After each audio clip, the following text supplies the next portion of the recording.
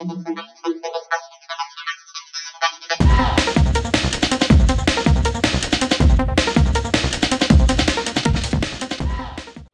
Friends, welcome to Ushni Shaldar blog. আশা করি তোমরা সবাই খুব ভালো আছো, আমিও ভালো আছি। তো আমি আজকে ইলিশ মাছের একটা নতুন রেসিপি নিয়ে চলে এসেছি। একেবারে নতুন নয়, অনেকে হয়তো করেছো। তো ঠিক আছে, আমি কড়াতে সর্ষের তেল দিয়ে দিলাম, 4 চামচের মতো সর্ষের তেল দিয়েছি একটু ইলিশ মাছের মাথা ভাজার জন্যে। ইলিশ মাছের মাথাটা আমি ভাজার জন্য দিয়ে দিলাম। একটু আমি হলুদ দিয়ে দিলাম আর সামান্য একটু নুন দিয়ে দিলাম। ইলিশ মাছের মাথাটা পরিষ্কার করে ধোয়া ছিল, কিন্তু নুন হলুদ কিছুই মাখানো ছিল না। তো ওই জন্যে মাথাটা আমি দেওয়ার পর একটু নুন আর হলুদ দিয়ে দিলাম।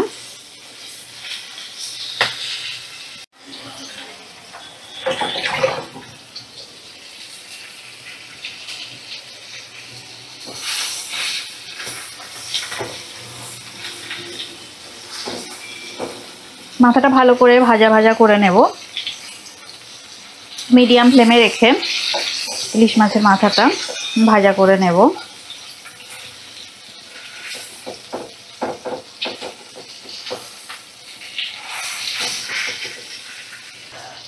মাছটা ভাজা হয়ে গেছে, এবার আমি মাছটা একটা জায়গায় তুলে রাখলাম। এবার গোটা জিরে আমি ফোড়ন দিয়ে দিলাম।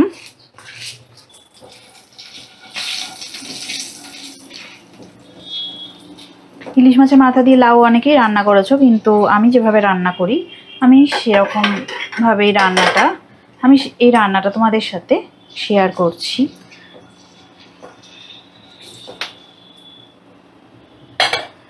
তো দেখো, আমি এভাবে টুকরো করে কেটে রাখা লাউ দিয়ে দিচ্ছি।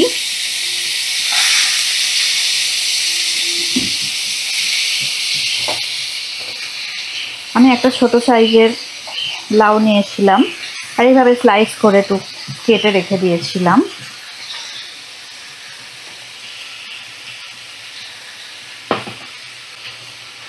সামান্য একটু হলুদ গুঁড়ো দিয়ে দিলাম।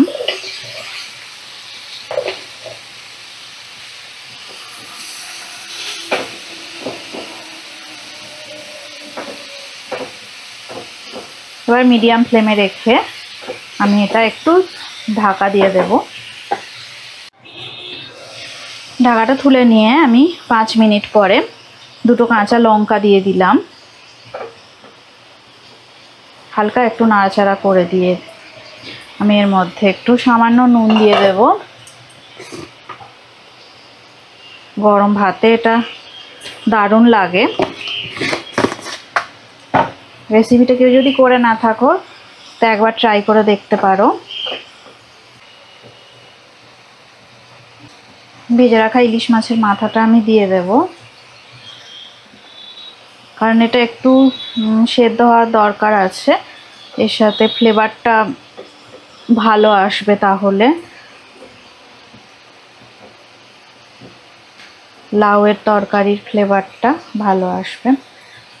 দিয়ে দিলাম। এবার আমি মিডিয়াম ফ্লেমে রেখে 10 মিনিট ঢাকা দিয়ে দেব। 5 মিনিট হয়ে গেছে, ঢাকাটা আমি খুলে নিলাম। আমি 1 কাপ জল দিয়ে দিলাম।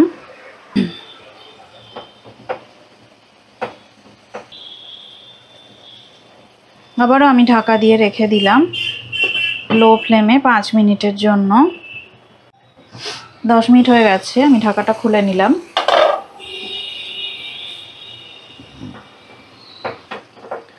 জলটা একটু শুকনো হয়ে গেলে এটা আমি গ্যাসের ফ্লেমটা অফ করে দেব। লাউ দিয়ে ইলিশ মাছের মাথা কে কে খেয়েছো আমাকে কমেন্ট করে জানিও। আর যারা যারা রান্না করোনি তারা অবশ্যই রান্নাটা করে ফেলবে।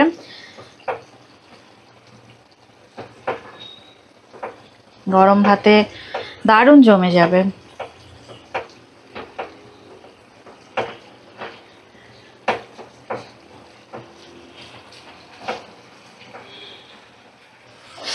গ্যাসের ফ্লেমটা এবার অফ করে দিলাম। ইলিশ মাছের মাথা দিয়ে লাউ ঘন্ট রেডি হয়ে গেছে। এবার রান্নাটা আমি সার্ভ করে দেব।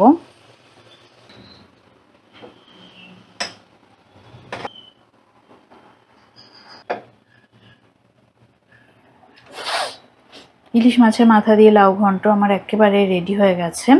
এই রেসিপিটা যদি ভালো লেগে থাকে অবশ্যই লাইক দেবে, শেয়ার করবে আর কমেন্ট করে আমাকে জানাবে তোমাদের কেমন লাগলো। তোমরা সবাই সুস্থ থাকো, ভালো থাকো, আর আমার রেসিপি তোমরা দেখতে থাকো। এতক্ষণে আমার সঙ্গে পুরো রেসিপিটা দেখার জন্য তোমাদের ধন্যবাদ। আজকের মতো টাটা। নেক্সট ভিডিওতে আরও নতুন রেসিপি নিয়ে তোমাদের সঙ্গে দেখা হবে।